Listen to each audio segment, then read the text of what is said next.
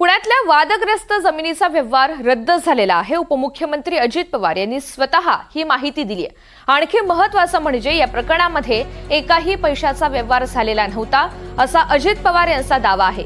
या प्रकरणाच्या चौकशीसाठी आपण स्वतः मुख्यमंत्र्यांशी बोललो।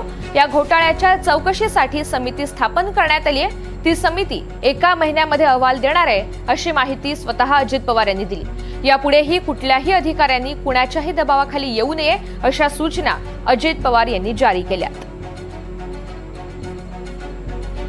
मला माझा त्या गोष्टीला पाठिंबाच राहील, कारण शेवटी वस्तुस्थिती आरोप करणं सोपं असतं, परंतु त्या आरोपातली वस्तुस्थिती काय आहे हे जनतेला कळणं देखील तितकंच महत्त्वाचं असतं।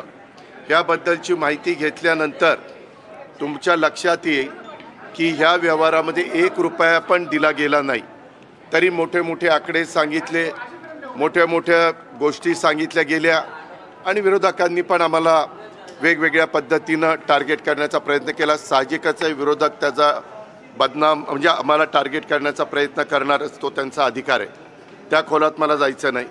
परंतु मला आज संध्याकाळी कळालं की ह्यामध्ये ते जे काही डॉक्युमेंट झालेले होते ते सगळे कॅन्सल करण्यात आलेले आहेत।